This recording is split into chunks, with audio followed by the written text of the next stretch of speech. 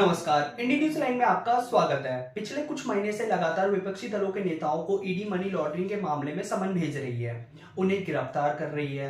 क्या ईडी इन सभी को जेल में डालेगी? क्या है पूरा मामला?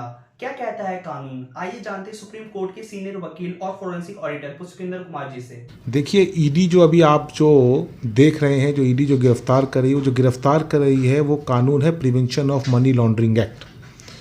और जो prevention of money laundering act है, इसके अंदर क्या होता है कि ये prevention of money laundering act अपने आप में कोई अपराध नहीं है। इसमें क्या होता है कि कुछ ऑफेंसेस हैं, जो कुछ ऐसे अपराध हैं जो अपराध से कमाया गया जो पैसा है, जो धनराशि है, उस पैसे को जब आप कन्वर्ट करते हैं, जब उसको लॉन्डर करते हैं, जो इल्लीगल मनी है आप उसको लीगल करने की कोशिश करते हैं, या उसका फॉर्म जो है वो जो इल्लीगल पैसा है जिसको वो prevention of money laundering act जो है, जिसमें हम लोग क्राइम प्रोसीड्स कहते हैं, जब आप उस क्राइम प्रोसीड्स के का जो पैसा है उसको जब आप लॉन्डर करते हैं तो फिर पीएमएलए की धारा लगती है। तो इनको जो गिरफ्तार किया जा रहा है वो पीएमएलए के अंदर गिरफ्तार किया जा रहा है। जैसे आप देखेंगे अभी जो इनके ऊपर जो मूल जो आरोप लग रहे हैं वो करप्शन के आरोप लग रहे हैं। तो करप्शन की जो इन्वेस्टिगेशन होती है वो सीबीआई करती है, मगर सीबीआई उस करप्शन के अपराध की इन्वेस्टिगेशन करती है, और जो उस अपराध से जो पैसा कमाया गया, जो पैसा बनाया गया है, उस पैसे की जो इन्वेस्टिगेशन है कि उसमें मनी लॉन्ड्रिंग कैसे हुई, वो पैसा कैसे एक जगह से दूसरे जगह गया, उसका जो फॉर्म है पैसे का कैसे चेंज हुआ, कैसे बदला, और उस फॉर्म को बदलने में किन किन लोगों ने जो है वो सहयोग किया है, जो कि आप देखेंगे तो पीएमएलए कानून के अंदर धारा 3 है, सेक्शन 3 है, जो स्पेसिफिकली बताता है कि ये मनी लॉन्ड्रिंग का जो कानून है वो किस किस पे लगता है, मतलब कि उसका चार्जिंग सेक्शन इसको कहते हैं कि किस किस पर्सन को एक्यूज्ड माना जाएगा, ठीक है। और इसमें क्या सज़ा होगी वो इसका सेक्शन 4 है, जो बताता है कि अगर कोई व्यक्ति मनी लॉन्ड्रिंग करता है और वो मनी लॉन्ड्रिंग जो है वो शेड्यूल ऑफेंसेस से रिलेटेड है, यानी सभी ऑफेंसेस के पैसे के ऊपर पीएमएलए नहीं लगता। इन्होंने बता रखा है कि कुछ पेरिगेटेड ऑफेंस है जो कि शेड्यूल में स्पेसिफाई है, उस शेड्यूल के अंदर करप्शन भी स्पेसिफाई है। तो करप्शन करके जो पैसा आया और उस पैसे को लॉन्डर करने में जिन जिन लोगों ने भी सहयोग किया है एज पर सेक्शन 3 के अकॉर्डिंगली, उन सब के ऊपर जो है वो पीएमएलए के अंदर कार्रवाई होती है, ठीक है। तो जो भी लोग ये अरेस्ट किए जा रहे हैं या समझ जा रहे हैं वो उन लोगों को जा रहे हैं जिन लोगों का कहीं ना कहीं कुछ ना कुछ इन्वॉल्वमेंट है, जो जैसा कि एजेंसीज को लगता है, ईडी को लगता है, इस वजह से उनको समझ जा रहे हैं। इस कानून के तहत कई सारे नेताओं को जैसे कि बेल नहीं मिल पा रही है, तो उसके पीछे क्या कारण हो सकते हैं? देखिए, मैं आपको बताना चाहूँगा, ये जो पीएमएलए का कानून आया, इसकी पृष्ठभूमि जो तैयार हुई वो तैयार हुई, आपको याद होगा 1999 के अंदर वर्ल्ड ट्रेड सेंटर के ऊपर जो यूएस में था वो एक टेररिस्ट अटैक हुआ। उस टेररिस्ट अटैक के बाद कुछ कॉल्स को इंटरसेप्ट किया गया, जहाँ पे कुछ हवाला जैसा या कुछ वैसे जो शब्दों का इस्तेमाल हुआ, जिससे कि ये पता चला कि जी जो ये पैसा है वो पैसे की इन्वॉल्वमेंट है क्राइम के पीछे। क्योंकि कोई भी क्राइम होता है, जैसे हम आपने सुना होगा, अगर कोई व्यक्ति अच्छा क्राइम करे, मतलब कोई व्यक्ति अगर कोई अच्छे काम करता है तो भी उसको पैसे की ज़रूरत है, कोई गलत काम करता है तो भी उसको पैसे की ज़रूरत है, और कुछ काम करने के पीछे जो मेन जो मोटिव होता है वो पैसा होता है, ठीक है। तो जब ये पीएमएलए कानून जब आया तो मूलतः इसको लाए थे ये जो बहुत ही हीनियस क्राइम होते थे, जैसे कि मान लीजिए आपका टेररिस्ट से रिलेटेड हो गया, ड्रग ट्रैफिकिंग हो गया, ह्यूमन ट्रैफिकिंग हो गया, आर्म्स डीलर के ऊपर आपका लगता था ये, जब शुरू में आया था। बाद में क्या हुआ, वो जो शेड्यूल जो पेरिगेटेड ऑफेंस थे वो जो उसका शेड्यूल 1 है, उस शेड्यूल के अंदर और भी ऑफेंसेस को ऐड किए गए। आज की डेट में उन ऑफेंसेस की संख्या जो है 160-170 से भी ज़्यादा है। अब तो चीटिंग जैसे छोटे मोटे अपराधों को भी उस शेड्यूल के अंदर डाल दिया गया है। तो जब ये कानून आया तो ये माना गया ये ऑर्गेनाइज कानून होता है। तो नॉर्मली जो क्रिमिनल लॉ का जूरिस्प्रूडेंस है वो कहता है कि जब तक कि आपके ऊपर अपराध सिद्ध ना हो जाए तब तक आप निर्दोष हो, ठीक है।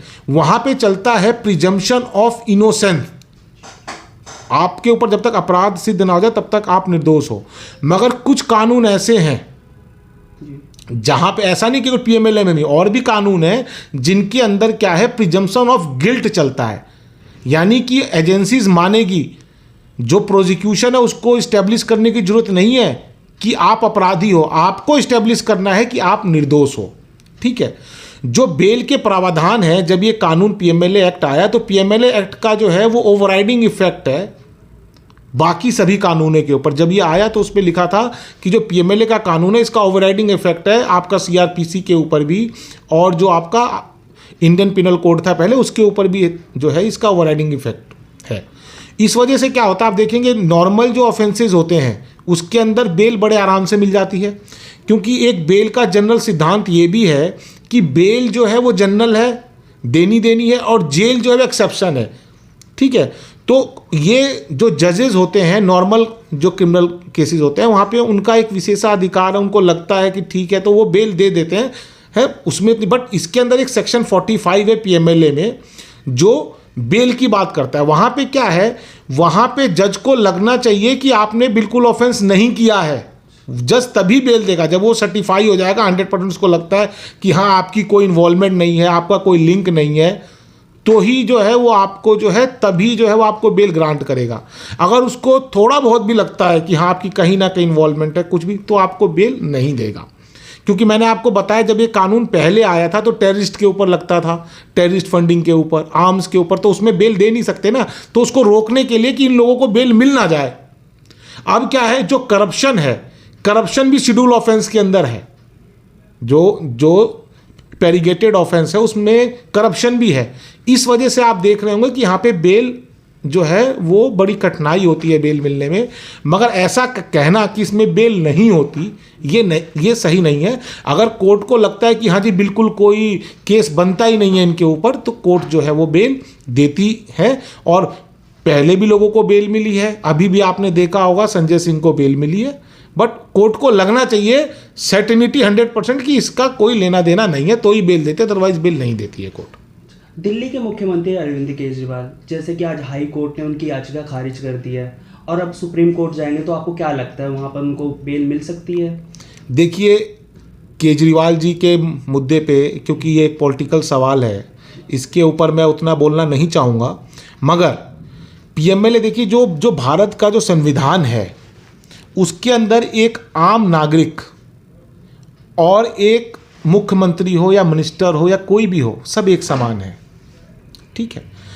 केजरीवाल जी को जो ईडी है, एजेंसी ने 9-10 बार जो है वो आपको समन दिया। इससे पहले हेमंत सोरेन जी को भी दिया था समन, वो समन पे नहीं गए। तो जब अथॉरिटी आपको समन देती है तो समन के ऊपर भी लिखा होता है कि अगर आप समन का पालन नहीं करेंगे तो ये एक अपराध है, आपको आना है, आप खुद आए, अपना ऑथराइज रिप्रेजेंटेटिव, आपको वहाँ पे जाना है। एक बार आपके साथ दिक्कत हो सकती है, 2 बार हो सकती है, 3 बार हो सकती है, यहाँ तो 10-10 बार लोगों को समन दिया गया, वो लोग उस समन पे गए नहीं। तो यहाँ पे क्या है, जब आपको समन दिया जाता है तो आपके ऊपर एक दायित्व तो है बताने का। एजेंसीज के मन में कोई शंका है या आपके खिलाफ कुछ है या आपसे वो कुछ जानना, ऐसा नहीं कि आपके खिलाफ ही है। मैंने बताया ना कि जो सेक्शन 3 है, जो पीएमएलए का सेक्शन है, ऐसा नहीं है कि जिसने क्राइम किया वो उसी पे लगता है। हो सकता है करप्शन किसी और ने किया हो, मगर जो करप्शन से जो क्राइम प्रोसीड्स आई है उसका डायरेक्टली और इनडायरेक्टली जो है आपसे कुछ ना कुछ रिलेशन रहा हो वो मनी को लॉन्डर करने में। तो भी ऐसा नहीं आपने करप्शन नहीं भी किया, मगर गलती से उस पैसे का कहीं से, मान लीजिए किसी ने उसके के लिए लॉजिस्टिक प्रोवाइड कराई हो, किसी ने वो जो पैसा हो एक स्थान से दूसरे स्थान पे ले गया, वो भी पीएमएलए में बनेगा डायरेक्टली और इनडायरेक्टली। ये पढ़ेंगे क्योंकि इसका दायरा बहुत बड़ा है। ऐसा नहीं है कि केवल जो मेन एक्यूज है इसने किया, उसी के जिसने करप्शन करा उसी पे लगेगा, क्योंकि ये करप्शन की तो सजा है ही नहीं। ये सजा बेसिकली है जो करप्शन से जो पैसा जनरेट हुआ, जो क्राइम प्रोसीड्स आया है, उसमें जो आपने लॉन्ड्रिंग करी है। भले मान लीजिए किसी व्यक्ति का करप्शन से कोई लेना देना नहीं है, मगर उसने जो क्राइम प्रोसीड्स आया है उसके कन्वर्जन में हेल्प करी, असिस्ट करी, तो फिर उसके ऊपर भी धारा लगेगी। इसीलिए आप देख रहे होंगे कि भले जो आपके उस समय जो वो मिनिस्टर थे वो अपने मनीष सिसोदिया जी थे, उसके अलावा इनके बहुत सारे विधायकों को ही बुलाया जा रहा है। इसलिए बुलाया जा रहा है कि एजेंसीज को कहीं ना कहीं से या कोई गवाह मिल गया या कुछ ऐसा उनको पता चल रहा है कि भाई इसका भी इन्वॉल्वमेंट हो सकता है। जो पैसा आया, हो सकता है कुछ पैसा इकट्ठे तो बटा नहीं होगा, किसी और को दे दिया, कुछ इस विधायक को दिया, तो जिसका नाम आ रहा है वो सबको बुला रहे हैं। क्योंकि क्राइम प्रोसीड्स ऐसी चीज़, अगर क्राइम प्रोसीड्स आप टच कर गए तो पीएमएलए के अंदर आप भी पार्टी बन गए। इस वजह से आप देख रहे हैं कि बहुत सारी इसकी सूची बहुत बड़ी है। ऐसा समझे करप्शन की सजा तो पब्लिक सर्वेंट को मिलेगी ना, मगर जो क्राइम प्रोसीड्स है उसको जिसने भी छू लिया, टच भी कर दिया उस पैसे को, पीएमएलए उसके ऊपर लग जाएगा। जी, मुख्यमंत्री केजरीवाल जी को अब क्या सुप्रीम कोर्ट से उनसे बेल मिल सकती है? देखिए, मैंने आपको इसलिए बताया कि सुप्रीम कोर्ट से बेल मिलने की उनकी संभावना तब बढ़ती जब मान लीजिए जब अथॉरिटी ने उनको समन दिया, ईडी ने उनको समन दिया, तो वो मान लीजिए 1 समन में नहीं जाते, 2 में नहीं जाते, 3 में, वो 10 समनों तक नहीं गए। यानी इसका मतलब एजेंसी जो है वो ये मान, कोई भी एजेंसी, अगर मैं भी किसी को बुलाऊं, अगर मैं एजेंसी होता, मैं किसी को बुलाता तो पहले समझ में नहीं आया, दूसरे, तो मैं क्या सोचूंगा, सामने वाला इसलिए आने से कतरा रहा है कि उसको लग रहा है कि अगर वो आएगा तो कुछ ऐसा सच उजागर हो जाएगा जो कि वो उजागर होने देना चाहता नहीं है। वो इसीलिए तो नहीं आ रहा ना। एजेंसी से उनका क्या लेना देना है? अगर मुझे कोई बुलाती है, किसी को कोई एजेंसीज बुलाती है, एक आम आदमी है, अगर एक आम आदमी को बुलाती है एजेंसी, 1 समन में ना आए, 2 में ना आए, 3 में ना आए, तो एजेंसी क्या करती है? उसके ऊपर जो क्रिमिनल प्रोसीडिंग है इनिशिएट करती है कि आपने जी समन जो हमने आपको दिया, आपने समन को कंप्लाई नहीं किया, तो आपके ऊपर जो है वो प्रोसिक्यूशन इनिशिएट होगी। ठीक है। और मैंने आपको ये बताया कि जो ईडी, जो पीएमएलए का कानून है ना, ये कानून जो बना है बड़े ही हीनियस क्राइम के लिए बना है, ऑर्गेनाइज्ड क्राइम के लिए बना है। तो जहाँ तक मुझे लगता है, मैंने पहले भी लोगों को कहा था, क्योंकि जो जजेस हैं, जो कोर्ट है, कोर्ट इनको ये नहीं सोचेगी कि मुख्यमंत्री है। कोर्ट तो एज पर जो एक्ट है, जो पीएमएलए का कानून है, उसके हिसाब से बेल देगी। वो कहेगी, कोर्ट भी तो पूछेगी कि आपको 10 बार बुलाया, आप क्यों नहीं गए, आपने इन्वेस्टिगेशन ज्वाइन क्यों नहीं की। तो मुझे लगता है, देखिए सुप्रीम कोर्ट अभी आप देखिए जो भी जा रहा है, कम से कम 6 महीने, तब संजय सिंह भी बाहर आए हैं, तो 6 महीने तो आए हैं ना। और संजय सिंह के खिलाफ ऐसा कुछ हो सकता है मिला ना हो, क्योंकि संजय सिंह ना तो विधायक थे। हो सकता है इनका ये हो सकता है कि किसी ने बोला कि हाँ जी कुछ पैसे, बताया ना कि क्राइम प्रोसीड्स को अगर किसी ने टच भी कर दिया तो भी पीएमएलए में आ गया। अगर आपने इन्वॉल्वमेंट है, जो आपको पता है ये क्राइम प्रोसीड्स है, और आप इसके कन्वर्जन में कुछ भी करते हैं, तो आपके ऊपर पीएमएलए लगता है।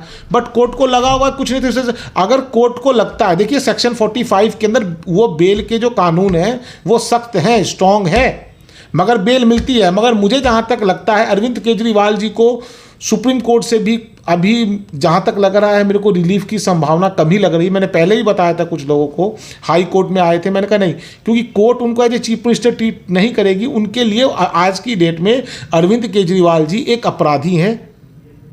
वो तो क्योंकि यहाँ पे क्या है, यहाँ पे मैंने बताया ना, यहाँ पे प्रिजम्पशन ऑफ इनोसेंट नहीं चलता, यहाँ पे प्रिजम्पशन ऑफ गिल्ट चलता है। आपको जो है वो प्रूफ करना है कि आप निर्दोष हो। ठीक है, तो मैं तो चाहता हूं कि बेल मिल जाए तो ठीक है, दिल्ली की जो व्यवस्था है ठीक से चलेगी। अदरवाइज जैसा उन्होंने कहा है कि हम जेल से सरकार चलाएंगे, तो आने वाली बहुत सारी दिक्कतें आएंगी, एडमिनिस्ट्रेटिव प्रॉब्लम्स आएंगी।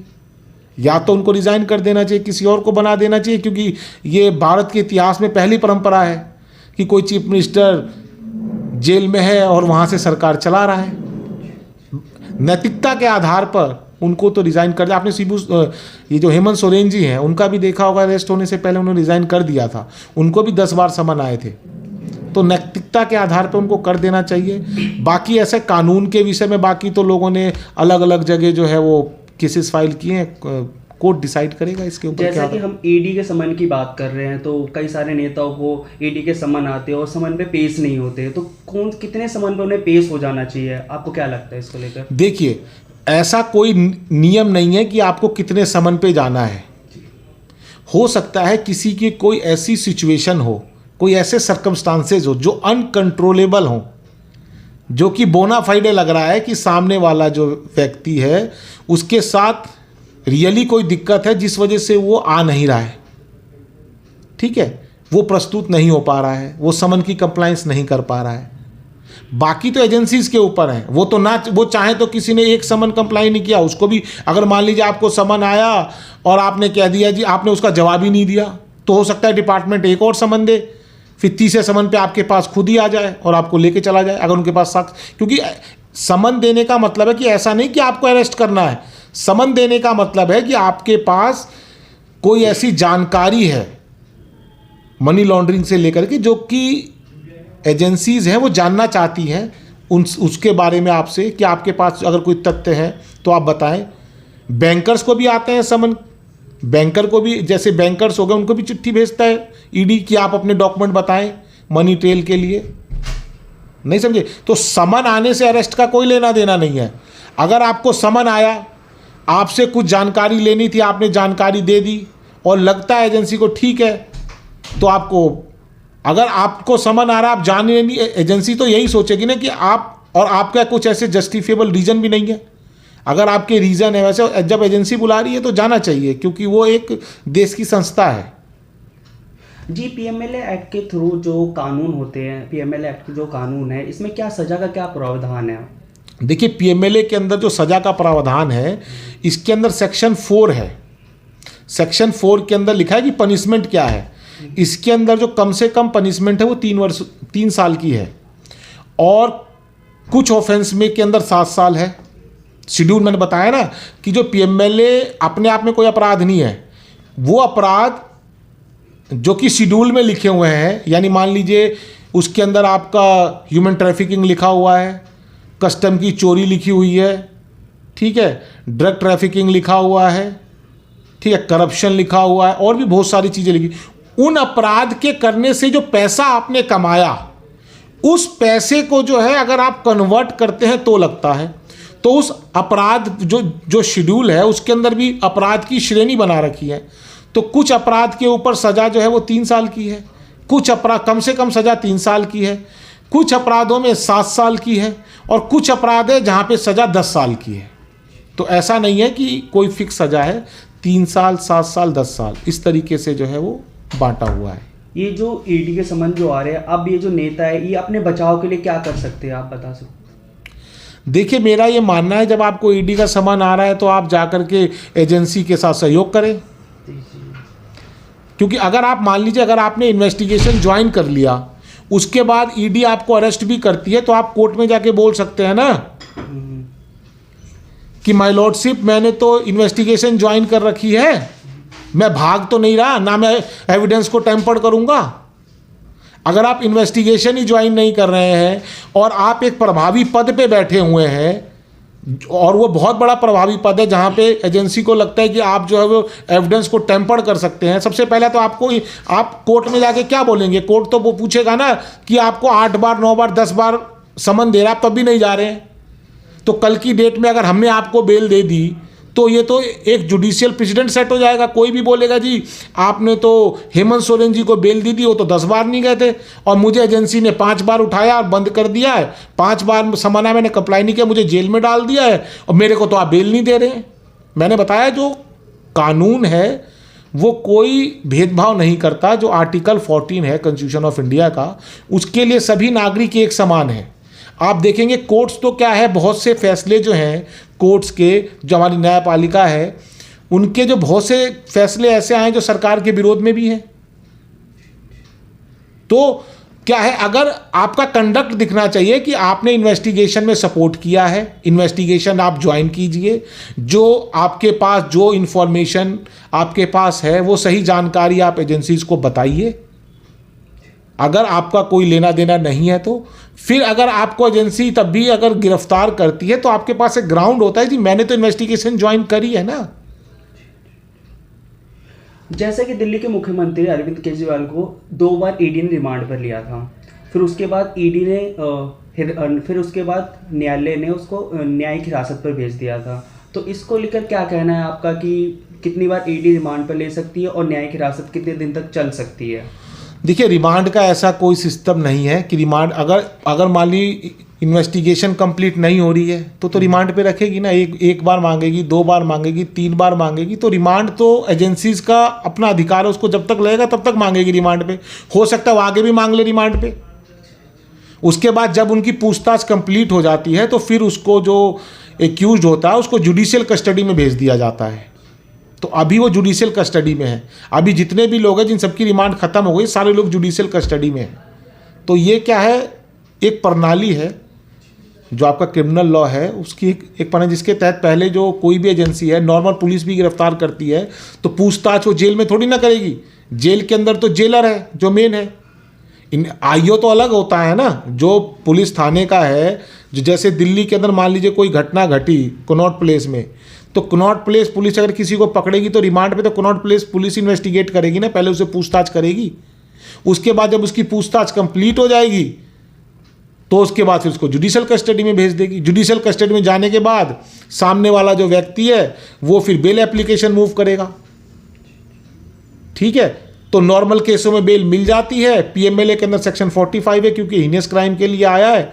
तो अगर जब तक कोर्ट पूरी तरीके से उसको नहीं लगता कि आपकी कोई इन्वॉल्वमेंट नहीं है, तब तक कोर्ट आपको बेल इस विषय में देती ही नहीं है। तो आपको क्या लगता है अभी तक कितने नेताओं को और समन जा सकता है? देखिए, ये तो एजेंसी बता पाएगी। मैं तो केवल कानून ही बता सकता हूँ आपको। बाकी किन को जाएगी, जिसका भी नाम आएगा, मैंने बताया जिसने उस क्राइम प्रोसीड्स को छुआ भी होगा, उसके कन्वर्जन में कहीं डायरेक्टली और इनडायरेक्टली जिसका भी इन्वॉल्वमेंट होगी, एजेंसी सबसे पूछ सकती है। सेक्शन 3 जो है वो बड़ा स्पष्ट है इस विषय में।